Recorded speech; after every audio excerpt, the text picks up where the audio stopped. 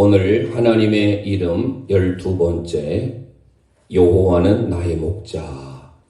히브리 원문으로 여호와 로이라고 합니다. 우리 함께 선포합니다. 여호와 로이. 여호와 로이.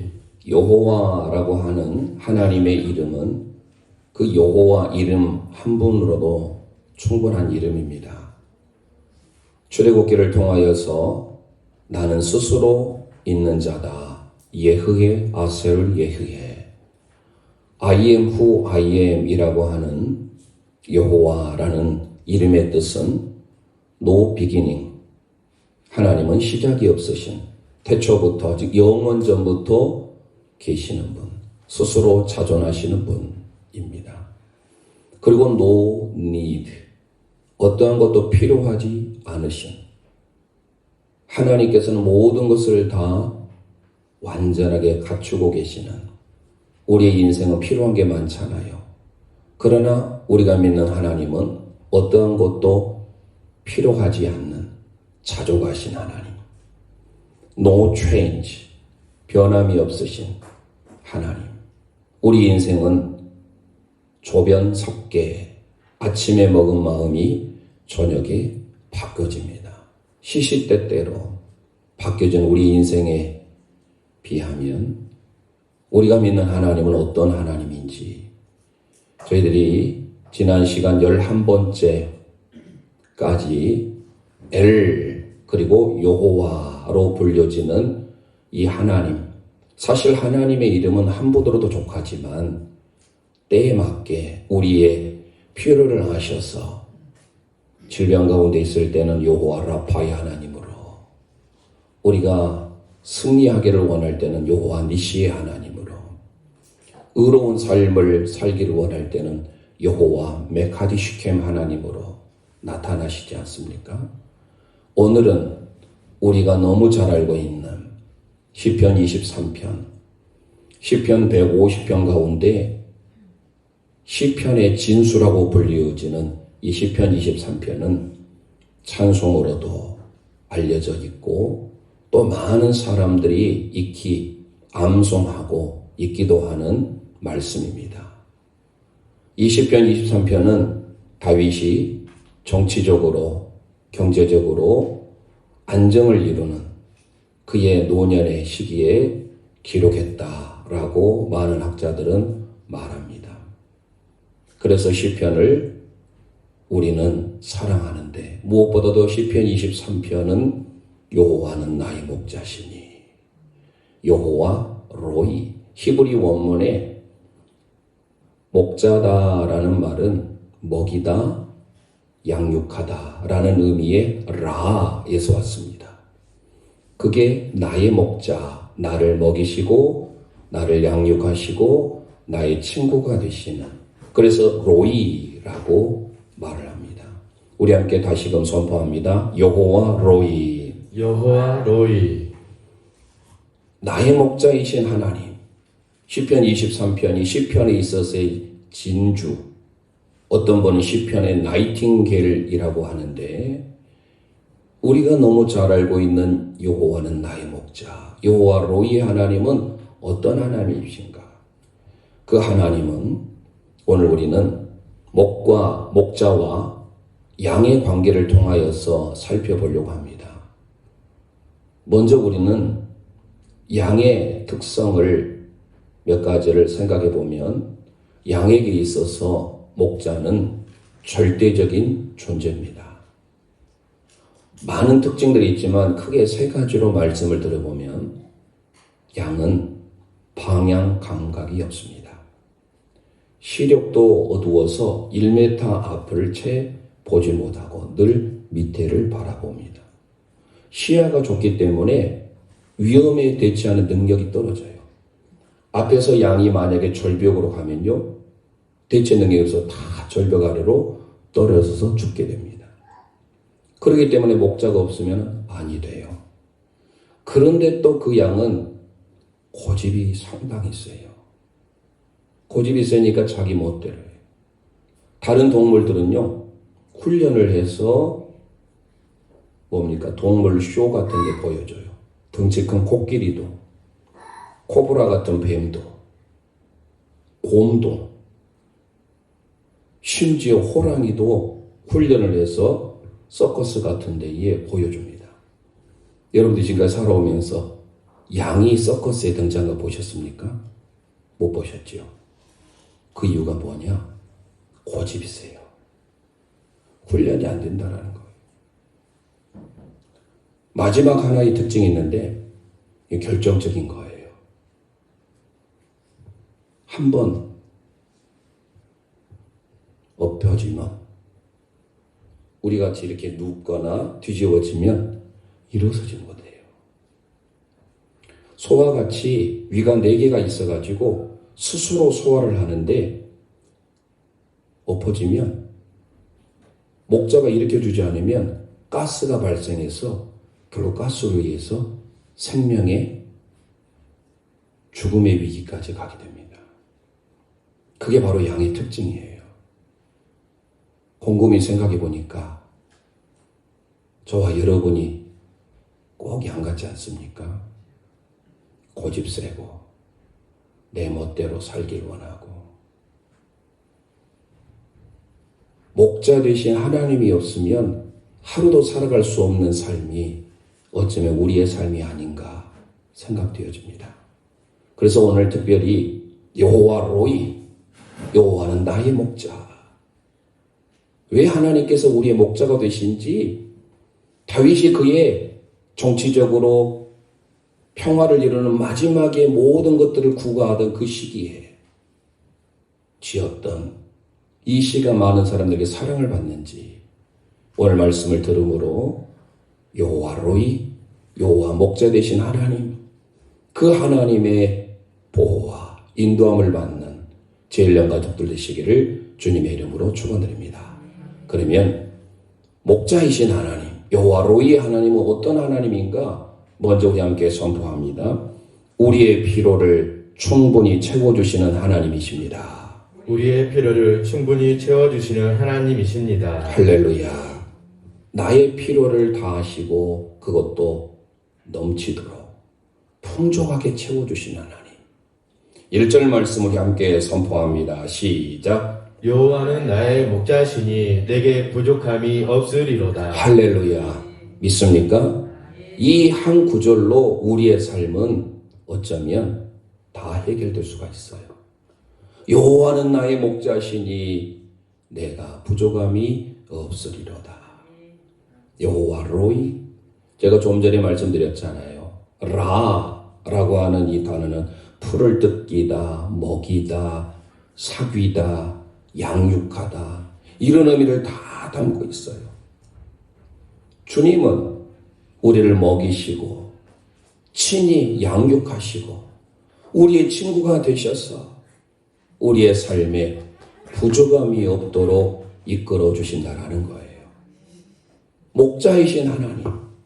그래서 요한 사도는 요한복음 10장을 통하여서 우리 예수 그리스도가 어떤 분인지 이렇게 소개합니다. 요한복음 10장 14절 15절 시작. 나는 선한 목자라. 나는 내 양을 알고 양도 나를 아는 것이 아버지께서 나를 아시고 내가 아버지를 아는 것 같으니 나는 양을 위하여 목숨을 버리노라. 아멘. 우리가 믿는 주님은 선한 목자임을 믿으시길 바랍니다. 칼로스. 헬라 원문으로서 칼로스라고 하는 것은 좋은, 히브리어로 가면 이게 토부입니다. 이 세상의 모든 것들을 하나님이 만드시고 보기에 좋았더라. 그게 토부예요. 하나님이 우리의 삶 가운데 좋으신 하나님으로 나타나셨는데 우리가 믿는 목자이신 예수 그리스도, 그분은 좋으신 목자, 선하신 목자예요. 그 선하신 목자께서 어떻게 하겠다라는 거예요? 부족함이 없게 해주겠다라는 거예요.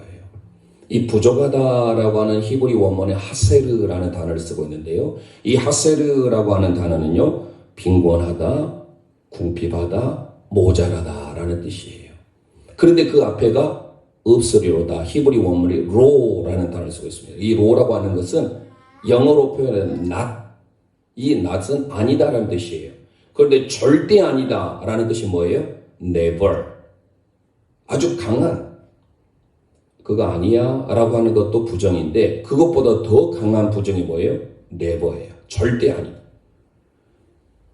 우리가 믿는 예수 그리스도 그분은 우리의 목자가 되시기에 우리가 빈곤하거나 궁핍하거나 부족함이 전혀 없으신 우리에게 넘치도록 채워주시는 주님인 줄 믿으시길 바랍니다.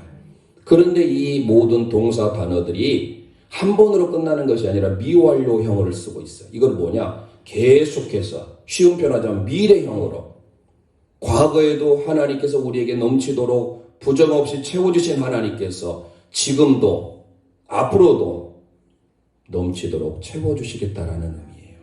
나의 필요를 아시고 우리의 필요를 따라 넘치도록 채워주시는 그 하나님께 감사하는 진리한 가족들 되시기를 바랍니다. 그러면 왜 그럴까요? 다윗의 고백을 통하여서 내가 믿는 하나님은 나의 목자이신데 그분은 부족함이 없으시도록 풍족하게 채워주신 분인데 그 이유가 2절에 나옵니다. 우리 함께 선포합니다. 시작.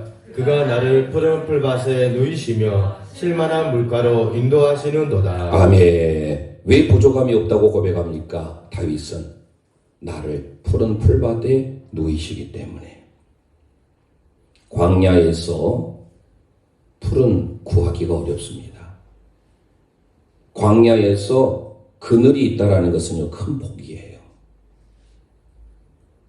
다윗은 왕이 되기 전에 목자였습니다. 목동이었어요. 누구보다도 광야의 습성을 잘 알고 있어요. 그렇기 때문에 광야에는 모든 것들이 메말라 있고 푸른 풀밭을 찾아보기 어려운데 주님이 나의 목자가 되셔서 광야 같은 세상에 푸른 풀밭으로 나를 누여주셨다라는 거예요. 이거는 풍요와 안식의 의미를 담고 있다라는 사실이에요. 뿐만 아니라 쉴만한 물가로 인도하시는 듯다. 이 쉴만하다라는 원어적인 평화로운 상태를 말합니다. 평화로운 물가로 메누하라고 하는 안전한 곳으로 인도하시는. 광야는 얼마나 무섭습니까? 독종의 위험도 있고 사람의 위험도 있고 이로 말할 수 없는 어려움들이 들끓는 곳인데 주님께서 나의 목자가 되셔서 나를 평온한 곳으로 안전한 곳으로 인도해 주시겠다라는 거예요. 이 인도한다라는 원문의 의미를 보니까 나할이라는 단어를 쓰고 있는데 원기를 회복하다라는 의미예요. 주님으로 인하여서 광야 같은 세상에 지쳐있는 저와 여러분에게 하나님은 다시금 원기를 회복시켜 주시는 은혜를 허락해 준 줄 믿으시기를 바랍니다. 내 필요를 아시고 필요를 때에 따라 채워주시는 하나님, 그 하나님이 여호와 로이, 나의 목자임을 믿으시길 바랍니다. 이스라엘 민족이 광야에서 40년의 생활을 해 나가야 합니다. 그럴 때 하나님께서는 부족함이 없이 채워주시는 그 하나님을 우리에게 가르쳐주고 있어요.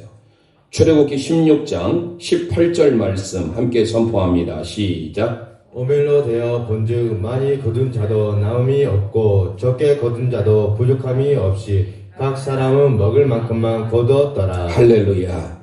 광야 같은 세상에서 이스라엘 백성들이 하나님의 말씀에 순종하기만 하면 날마다 공급해 주시는 만나의 기적을 어떻게 부족함 없이 이게 하셀이에요.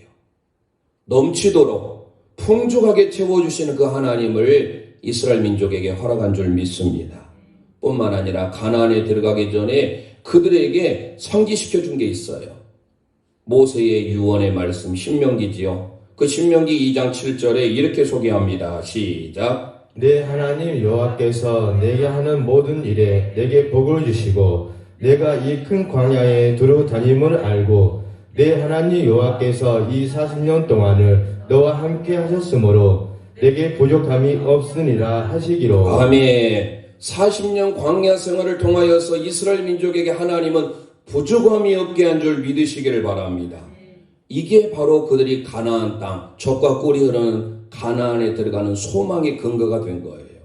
그래서 신명기 그 뒤에 8장 9절에 가나안에 대해서 이렇게 소개합니다. 시작. 내가 먹을 것에 부족함이 없고 내게 아무 부족함이 없는 땅이며 그 땅에 돌을 쳐이어 산에서는 동을 캘 것이라. 할렐루야. 가나안 땅은 아무 부족함이 없는 땅인 줄 믿으시길 바랍니다. 왜 그럴까요? 여호와가 저와 여러분의 목자가 되시기에 하나님으로 인하여 하나님만을 의지하며 살아간다면 다윗이 경험했던 그 하나님, 그는 목동이었기 때문에 누구보다도 하나님을 잘 알았어요.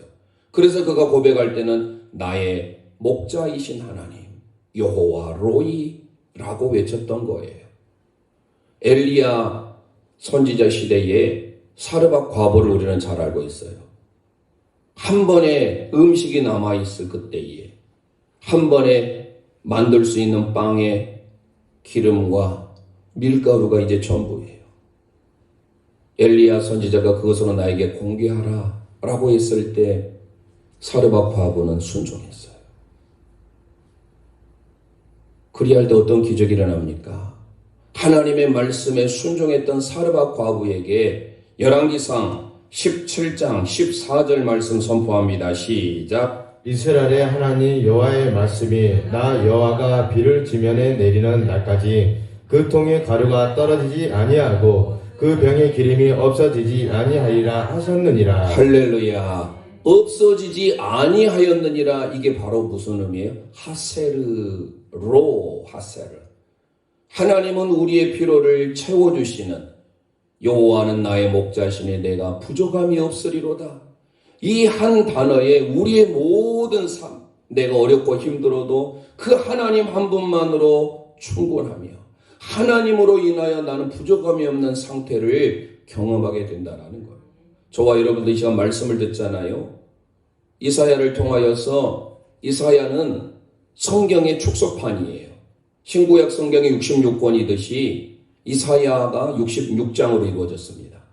1장부터 39장까지는 구약의 메시지를 주로 묘사하고 있다고 한다면 40장부터 시작되는 마지막 66장까지가 내 백성을 위로하라 라고 하면서부터 신약에 대한 메시지, 그런 내용으로 가득 차 있습니다.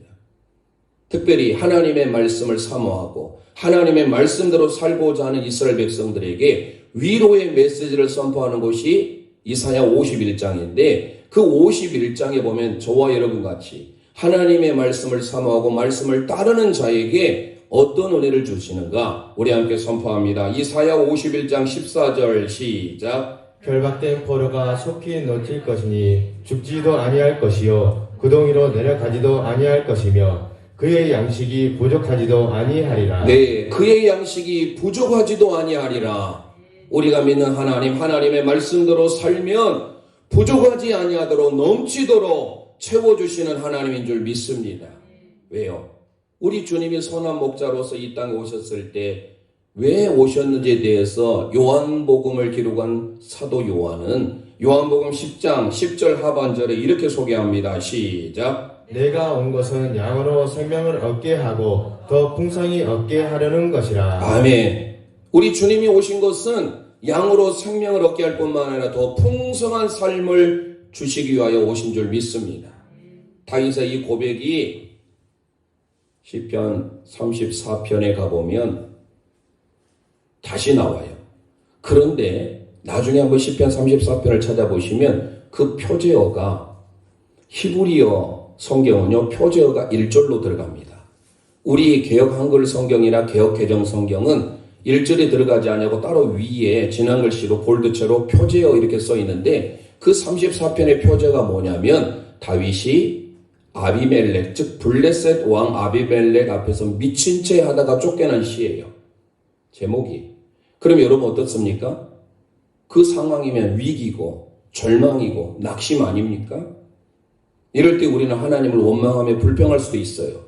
그런데 오늘 시편 23편과 같이 다윗은 이렇게 선포합니다. 지금 상황이 어떤 상황이다라는 것은 표절을 통해서 여러분들이 아셔야 돼요. 그런데 시편 34편 9절 10절만 우리 함께 선포합니다. 시작. 너희 성도들아 여호와를 경외하라. 그를 경외하는 자에게는 부족함이 없도다. 젊은 사자는 궁핍하여 줄을지라도 여호와를 찾는 모든 것은 좋은 것에 부족함이 없으리로다. 할렐루야.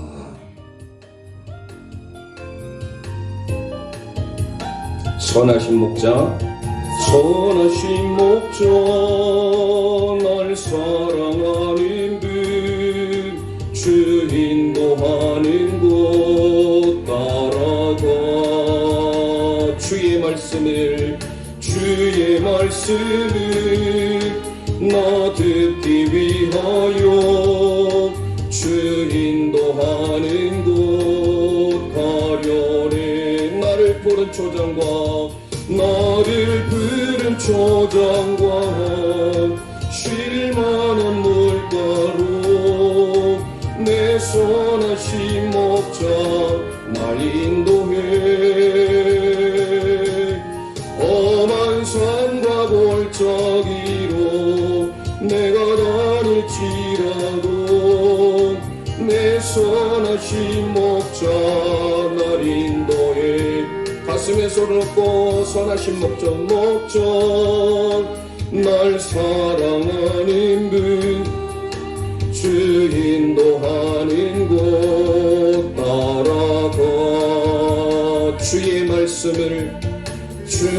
말씀을 나 듣기 위하여 주 인도하는 곳 가려네. 아멘. 나를 부른 초장과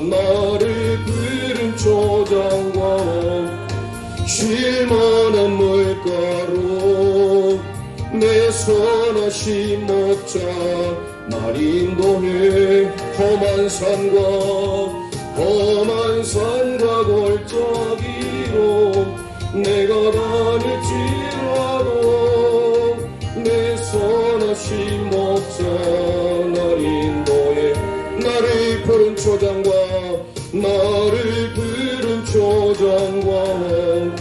쉴만한 물가로 내 선하신 목자 날 인도해. 아멘 아멘.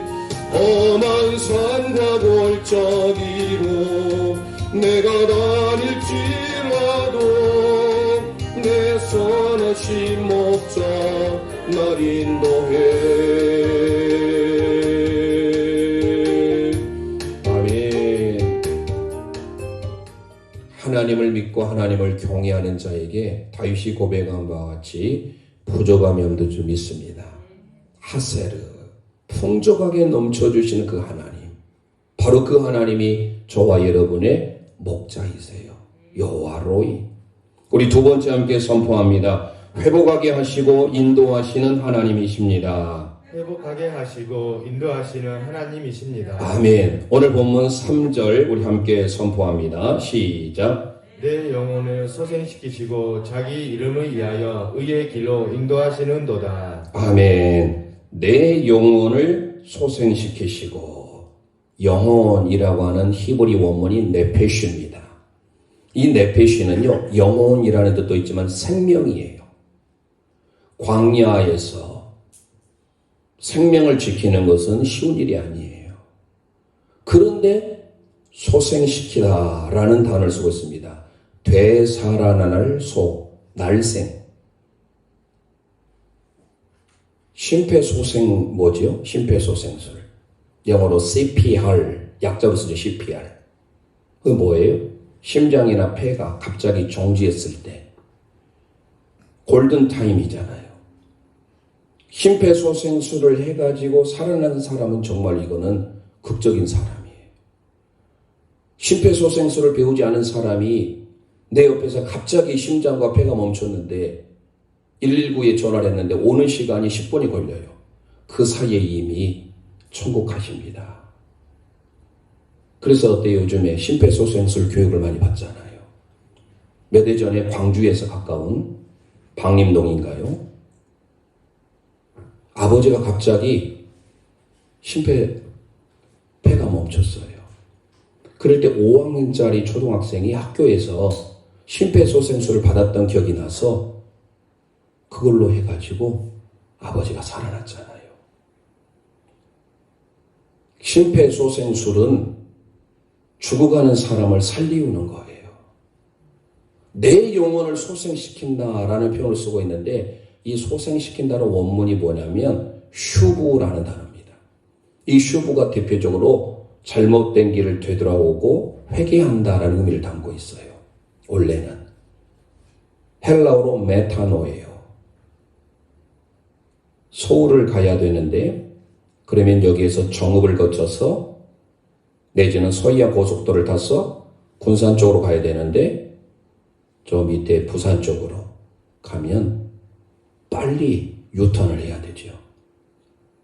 그게 바로 회개예요. 슈브예요.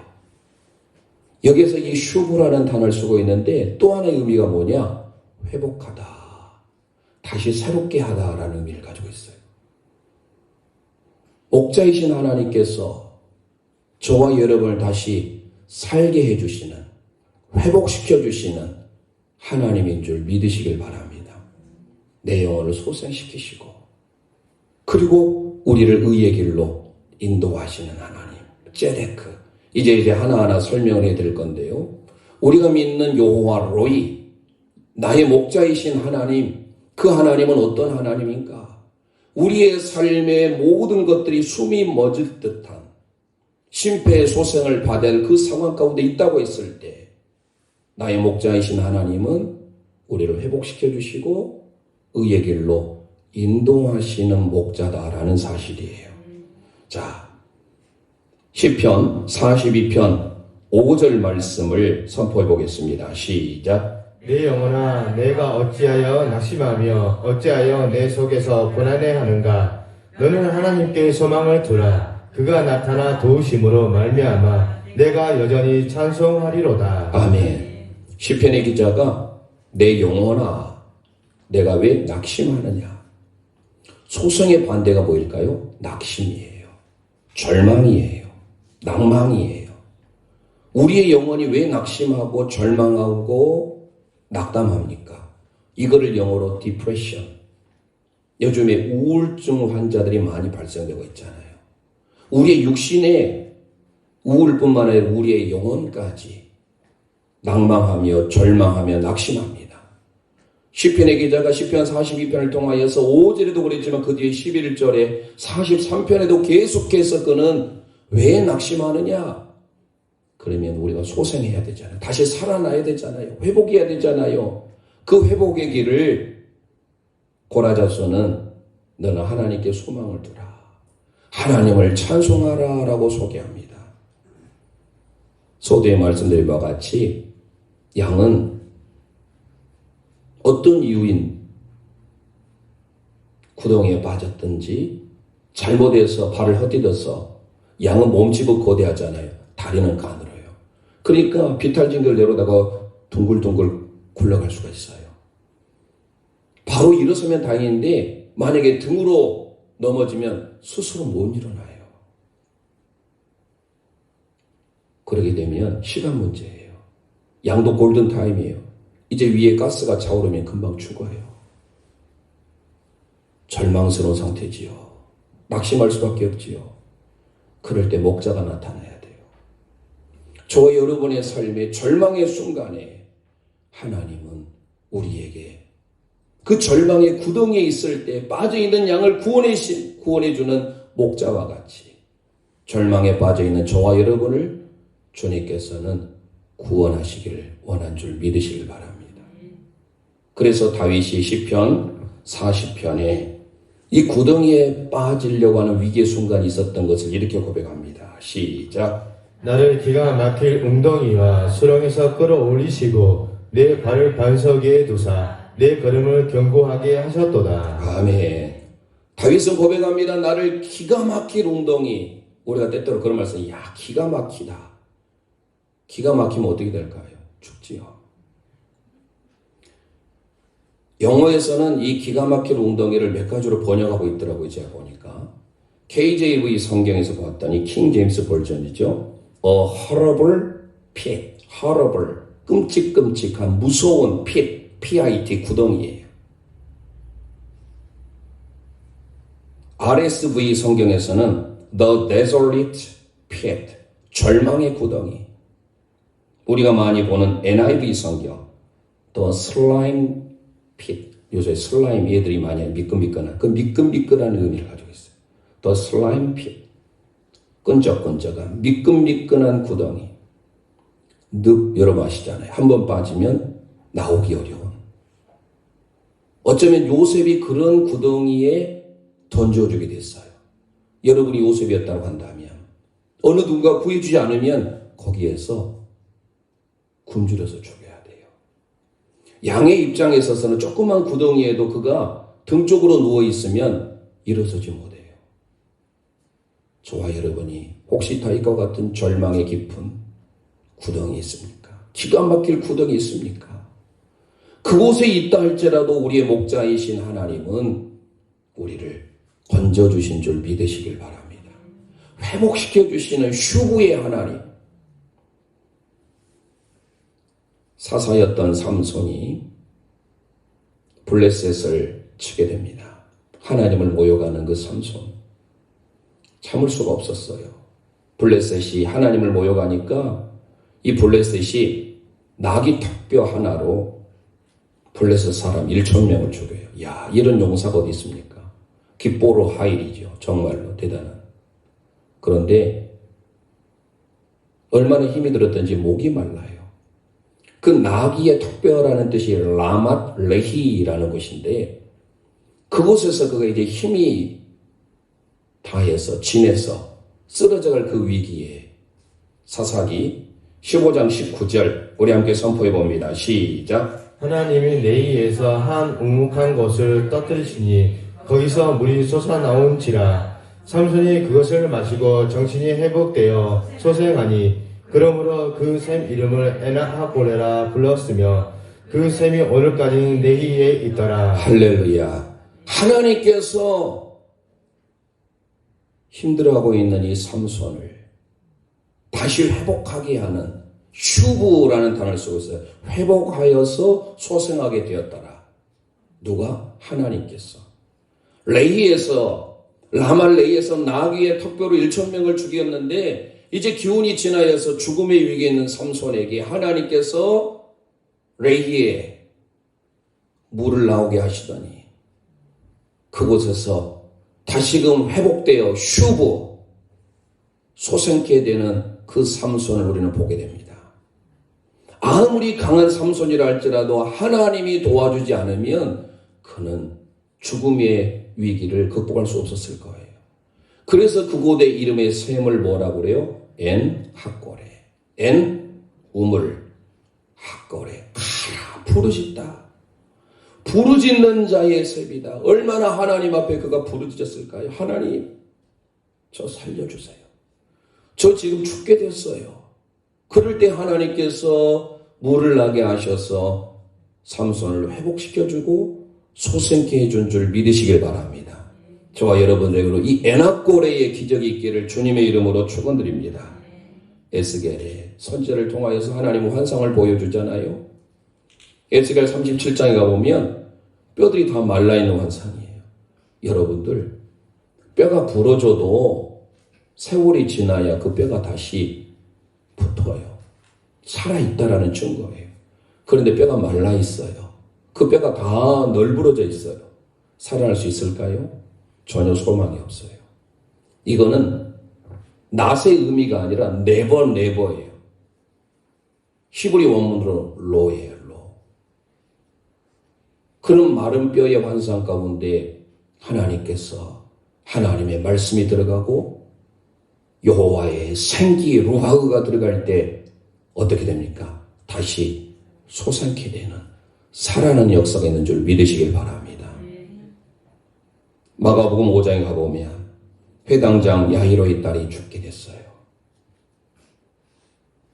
그럴 때 얼마나 절망일까요? 회당장 마음이 무너지겠지요. 딸보다 자기가 먼저 목숨을 바꿀 수만 있다면 바꾸기를 원했을 거예요. 그런데 그 회당장은 믿음이 있었던 거예요. 그 절체절명의 순간에 주님을 바라봤어요. 주님은 살릴 수 있다라고 생각을 했던 거예요. 그래서 주님 앞에 간구합니다. 마가복음 5장 22절 23절 고백합니다. 시작. 해당장 중에 하나인 야이로라 하는 이가 와서 예수를 보고 발에 엎드려 간곡히 구하여 이르되 내 어린 딸이 죽게 되었사오니 오셔서 그 위에 손을 얹으사 그로 구원을 받아 살게 하소서. 할렐루야. 살게 하소서가 뭐예요? 소생 아니고 뭘까요? 여러분들 위기 상황에 처했을 때 야이로와 같이 지혜롭게 하나님 앞에 예수 그리스도 앞에 나오시기를 주님의 이름으로 축원드립니다. 생명의 근원이신 예수님께 나왔어요. 그랬을 때 그의 딸이 살리움을 받게 됐다라는 사실이에요. 여호와 로이가 바로 이거예요. 내 영혼을 소생시켜 주시고. 여러분 심폐소생 소생을 한다고 생각해 보세요. 살릴 수 있는지 없는지 골든타임을 놓치면 죽게 된다니까요. 그럴 때 주님이 우리를 살려주시는 거예요. 그 하나님이 살려주실 뿐만 아니라 의의 길로 인도하신대요. 째데크라는 말을 씁니다. 히브리 원어로. 째데크는 의라는 뜻이에요. 여기에서 의로운이라는 형용사는 짜디크예요. 의의 길로 인도하신다. 의의 길은 뭐냐? 길은 여기서 보니까 마갈이라는 히브리 원어를 쓰는데 우리가 생각하는 보통의 길은 데레크입니다. 마갈은 뭐냐? 좁고 협착한 길이에요. 예수님께서 마태복음을 통하여서 생명으로 가는 곳은 좁고 그 길이 협착하다. 마갈이에요. 주님을 따르는 길은 좁은 길이며 협착한 길이지만 그곳이 생명의 길인 줄 믿으시길 바랍니다. 의의 길이 뭐예요? 죄악된 길을 벗어나서 하나님이 기뻐하시는 정직한 삶을 살아가는 것. 그래서 이제는 어때요? 양의 입장에 있어서는 나를 소생케 해주셨으니 의의 길로 주님이 나를 인도해 달라고 고백하지 않겠습니까? 시편 17편 11편 7절에 이렇게 고백합니다. 시작. 여호와는 의로우사 의로운 일을 좋아하시나니 정직한 자는 그의 얼굴을 배우리로다. 할렐루야. 여호와는 의로우신 줄 믿습니다. 그래서 우리를 의로운 길로 인도하시는 거예요. 짜디크. 의로운이라는 형용사예요. 성경에 의로운 사람들이 많이 나와요. 대표적으로 에스겔을 통하여서 의로운 사람 구약의 3명을 언급하고 있어요. 누구일까요? 에스겔 14장 14절 말씀 선포합니다. 시작. 비록 노아, 다니엘, 욥 이 세 사람이 거기에 있을지라도 그들은 자기의 공의로 자기의 생명만 건지리라. 나 주 여호와의 말이니라. 할렐루야. 구약의 의로운 사람을 대표할 때 에스겔은 말합니다. 노아와 다니엘과 욥을 언급해요. 그들이 의로울지라도 째다카. 그들의 의로 그들은 살림을 받게 된다. 대표적인 의. 창세기에 처음 등장하는 누구지요? 노아예요. 노아는 의로운 사람이었어요. 왜 하나님이 그를 의롭다고 인정해 줬을까요? 창세기 6장 8절 9절 말씀을 함께 선포하겠습니다. 시작. 그러나 노아는 여호와께 은혜를 입었더라. 이것이 노아의 족본이라. 노아의 의인이요 당대의 완전한 자라. 그는 하나님과 동행하였으며. 아멘. 노아는 의인이다라고 소개하고 있죠. 9절에. 그런데 중요한 문장은 8절이에요. 우리 개역 개정 성경은 그러나 노아는 은혜를 입었더라 이렇게 기록하고 있어요. 그러나 노아는 여호와께 은혜를 입었더라. 이 히브리 원문이 뭐냐면 왜 노하의 마차. 마차라는 뜻이 뭐냐면 발견하다, 찾다라는 의미예요. 그러나 노아는 발견했다, 찾았더라. 뭐를? hen, 은혜를. 어디에서? 빼, 에네, 아인, 눈에서. 어디에? 아도나이. 원래 이 의미는 뭐냐? 우리의 성경은 너무 이것을 의역을 해놨어요. 노아는 하나님께 은혜를 입었더라 이렇게 기록하고 있지만 원래 히브리 원문의 의미는 이렇게 번역해 볼 수 있습니다. 그러나 노아는 하나님의 눈에서 은혜를 발견하였더라. 노아는 하나님의 눈에서 은혜를 찾고자 애썼다라는 거예요. 영어 성경에서도 보면 NIV 성경이나 KJV 성경, 킹 제임스 버전에 But Noah found favor. KJV에서는 favor이라는 단어를 쓰고 있어요. NIV 성경에서는 grace, 은혜. In the eye of the Lord. 주님의 눈 안에서 노아는 은혜를 발견하였더라, 찾았더라. 노아가 왜 의인이 됐을까요? 그는 하나님의 눈에서 하나님의 은혜를 사모하고 하나님의 은혜에 입으려고 늘 하나님의 은혜를 발견하고 찾고 찾은 줄 믿으시기를 바랍니다. 그런 노아에게 하나님께서 9절에 노아는 당대의 의인이다. 제데크. 완전한 자다. 완전한이라는 의미는 탐임이에요. 이 탐임이 어디에 쓰냐면 구약의 제사를 드릴 때 흠 없는 것으로 드리잖아요. 그때 흠 없는 제물할 때 흠 없다라는 게 탐임이에요. 저와 여러분이 노아는 하나님 앞에 그렇게 완전한 자로 제물을 드리듯이 흠 없는 자로 살고자 애썼던 거예요. 그러면서 하나님과 동행했다라는 히브리 원문이 할라크입니다. 할라크라고 하는 단어는 하나님과 함께 동행하다는 의미를 담고 있어요. 잘 아는 대로 그 앞에 창세기 5장에 가보면 죽음을 보지 아니하고 천국에 올라간 사람 누구죠? 에녹이에요. 그 에녹이 하나님과 동행하더니 창세기 5장 22절에 보면 에녹이 하나님과 300년을 동행하더니 할 때 할라크예요. 그러면서 하나님께서 그를 데려가셨어요. 왜요? 하나님과 동행하였으므로. 그 단어가 할라크입니다. 그런데 오늘 저희들이 선포한 창세기 6장 8절 9절에 노아는 의로운 사람이었습니다. 완전한 사람이었습니다. 하나님과 동행한 사람이었습니다. 제데카, 탐임, 할라크. 그런 그가 왜 하나님께서 의로운 길로 인도하셨느냐? 그것은 8절 말씀을 통하여서 그는 늘 하나님의 은혜를 발견하고 사모했기 때문에 그랬다라는 사실이에요. 시편 84편 11절 말씀 우리 함께 선포합니다. 시작. 여호와 하나님은 해여 방패시라. 여호와께서 은혜와 영화를 주시며 정직하게 행하는 자에게는 좋은 것을 아끼지 아니하실 것입니다. 할렐루야. 우리 하나님은 해와 방패십니다. 정직히 행하는 자, 이 원문이 탐임이에요. 하나님 앞에 완전하게 흠없이 행하는 자, 하나님은 좋은 것으로 아낌없이 허락해 준 줄 믿으시길 바랍니다. 하나님의 은혜를 받으려면 내가 먼저 하나님의 은혜를 찾고 하나님의 은혜를 사모해야 되는 줄 믿습니다. 그 은혜가 어디서 흘러나와요? 예수 그리스도로부터 하나님의 은혜가 흘러나온 줄 믿습니다. 우리가 회복되고 소성케 되고 다시 살아나는 비결이 뭐예요? 어떤 사람에게 의로운 길로 인도하십니까?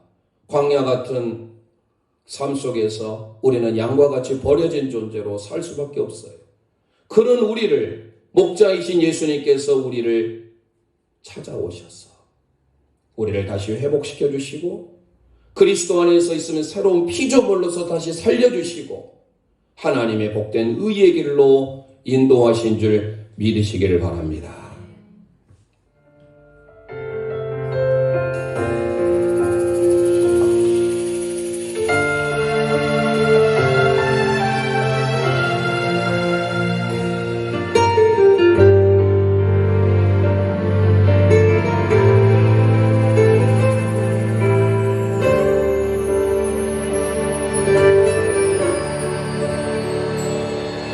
내가 순금같이 되어 나오도록 주가 나를 단련하시고자 나를 광야로 인도하시고 역경과 시련을 만나게 하시네. 내가 주님과 친밀해지도록 내가 주의 뜻을 분별하도록 나를 광야로 인도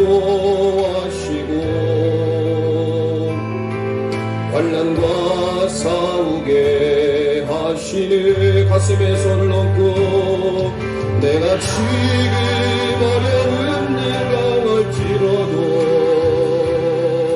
나는 주를 끝까지 신뢰하리니 광야에서 나를 만나주시는 주님 말이 내 편이시라.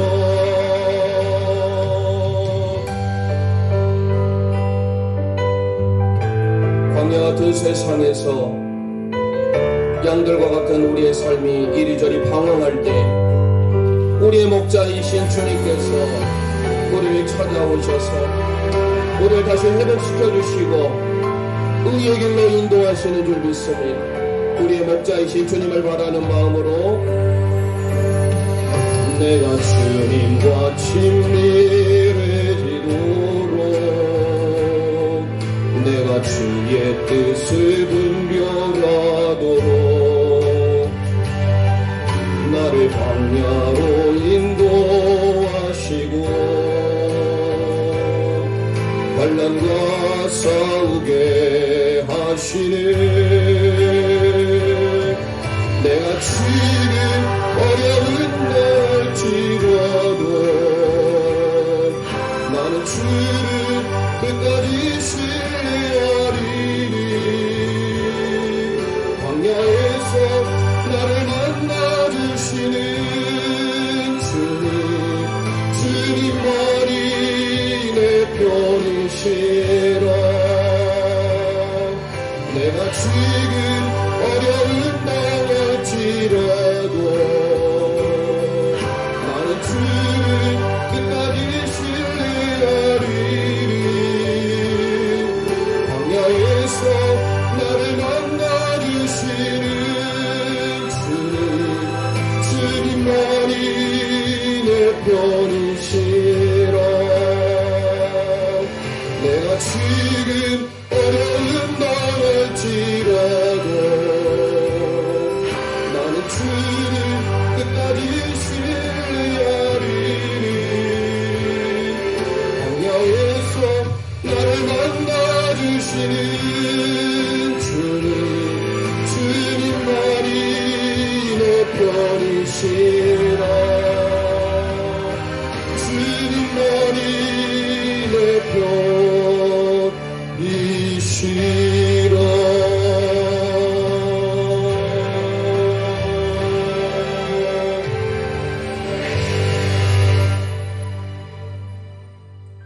광야 같은 세상에서 우리를 만나주시는 그분이 저와 여러분의 편인 줄 믿습니다. 목자가 양을 인도하듯이 하나님이 광야 같은 삶 속에 우리가 잘못된 길로 갈 때 그 길은 아니다라고 목자가 바른 길로 의의 길로 인도하시는 그 하나님을 경험하시기 바랍니다. 마지막 세 번째 우리 함께 선포합니다. 나와 함께 하시고 최후의 승리를 주시는 하나님이십니다. 나와 함께 하시고 최후의 승리를 주시는 하나님이십니다. 아멘. 본문의 말씀을 보면 내가 사망의 음침한 골짜기로 다닐지라도 다윗은 사망의 골짜기로 많이 다녔습니다. 이새의 8번째 아들로 태어나서 그 목동의 삶을 살아야 합니다. 아버지도 인정을 해주지 않았던 것 같아요.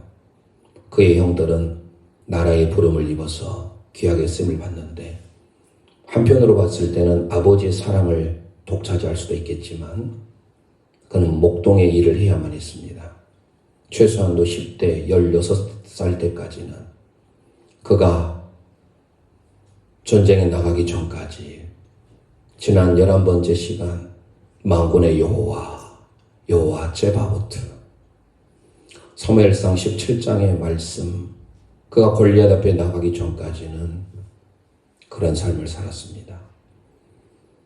전쟁에서 이기고 돌아오는데 다윗이 죽인 자가 만만이고 사울이 죽인 자가 천천이라는 말에 사울 왕이 시기 질투심이 발해서 그때부터 혹독한 사망의 골짜기를 지나야 합니다.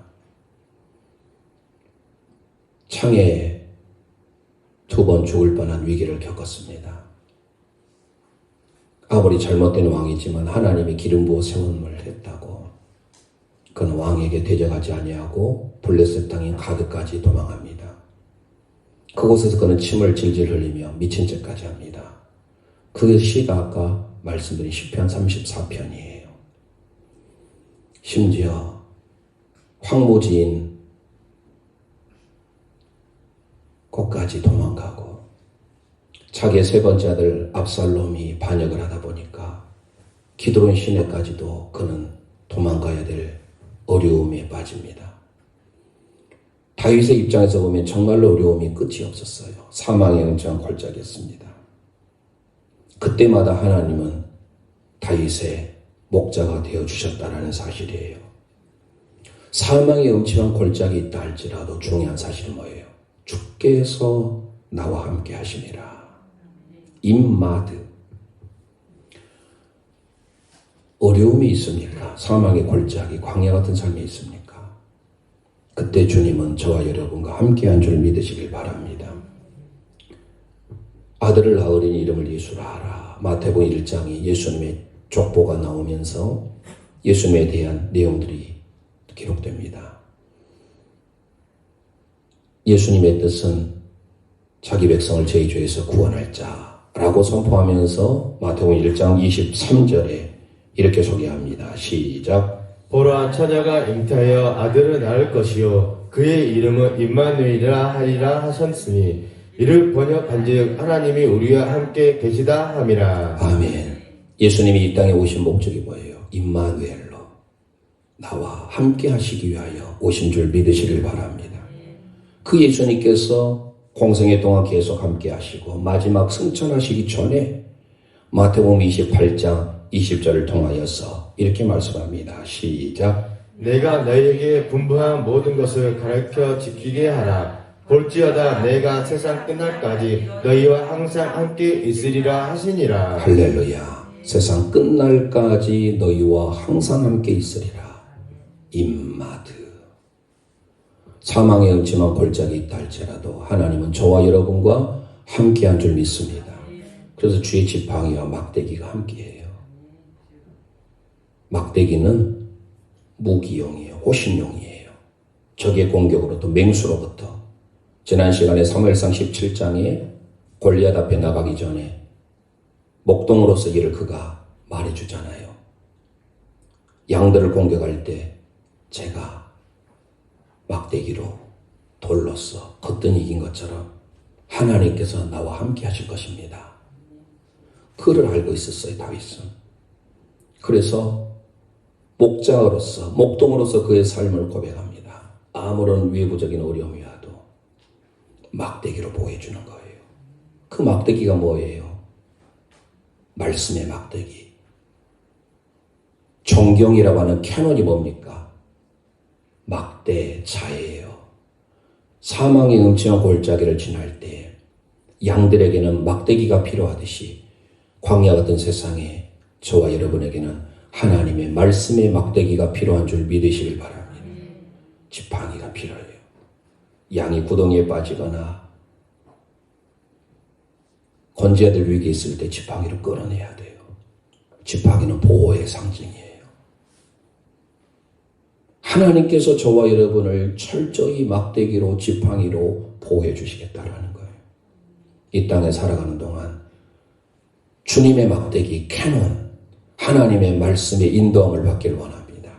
시편 119편 105절 선포합니다. 시작. 주의 말씀은 내 발의 등이요 내 길의 빛입니다. 할렐루야. 하나님의 말씀이 우리의 삶의 등이요 빛인 줄 믿습니다. 자, 하나님이 우리와 함께 하세요. 그리고 마침내 승리를 주세요. 5절 말씀 고백합니다. 시작. 주께서 내 원수의 목전에서 내게 상을 차려주시고 기름을 내 머리에 부으셨으니 내 잔이 넘치나이다. 아멘. 내 원수의 목전에서, 내 원수들이 보는 목전에서 상 하니까 우리가 어떤 프라이즈, 금메달 같은 상을 말하는 게 아니에요. 여기서는 테이블, 식탁이에요, 식탁.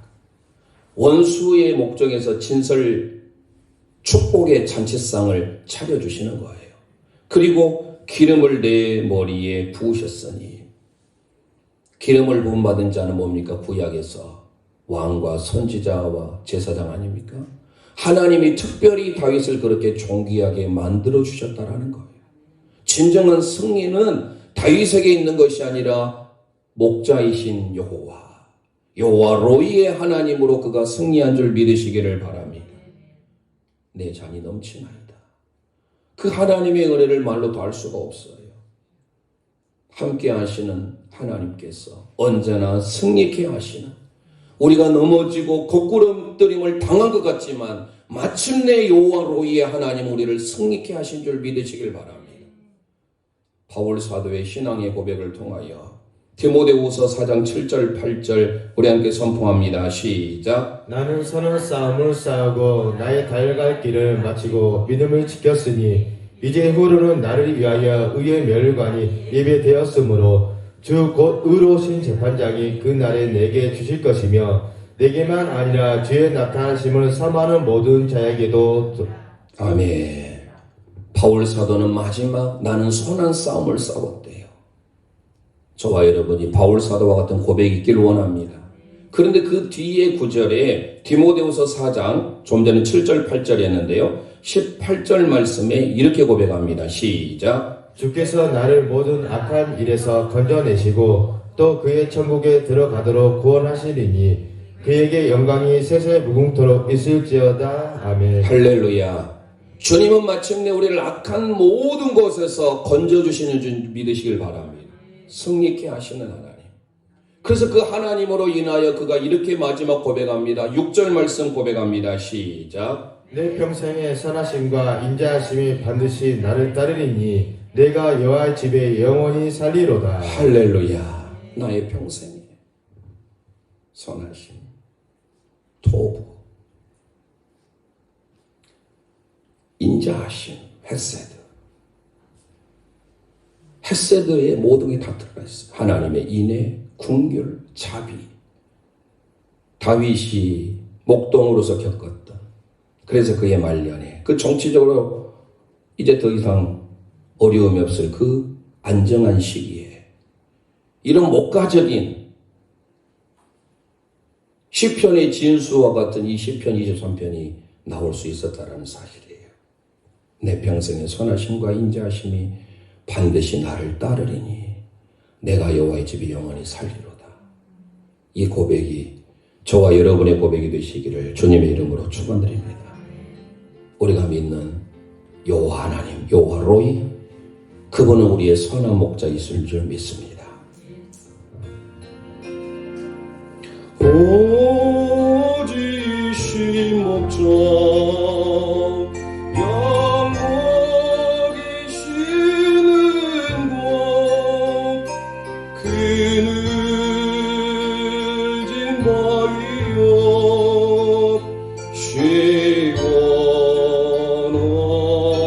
시원한데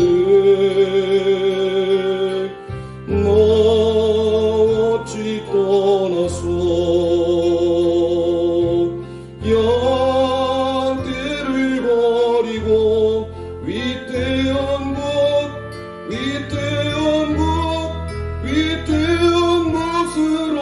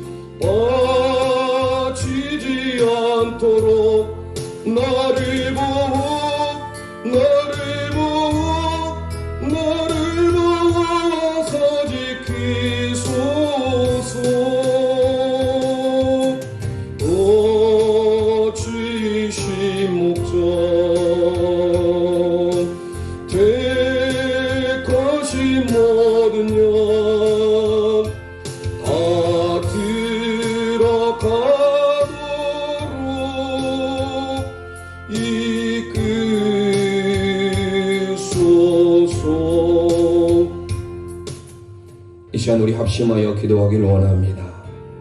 여호와 로이, 여호와는 저와 여러분의 목자인 줄 믿습니다. 여호와 하나님은 우리에게 부족함이 없이 풍족하고 넘치도록 채워주시는 하나님인 줄 믿습니다. 우리의 삶 가운데 어렵고 힘들어도 쉴만한 물가로 인도하시는 하나님, 주님으로 인하여서 사망의 음침한 골짜기에 다닐지라도 주님이 나와 함께 하시고 우리를 의의 길로 인도하시는 하나님, 마침내 원수의 탁상 앞에서 식탁 앞에서 우리를 진설병으로 차려주신 그 하나님의 사랑, 주님의 선하심과 인자하심을 영원히 기억하며 우리의 삶 광야 같은 세상에서 여호와 로이, 나의 목자이신 그 하나님, 다윗의 고백이 우리의 고백이 되길 원하는 마음으로 이 시간 주여 한번 부르짖고 합심하여 기도합니다. 주여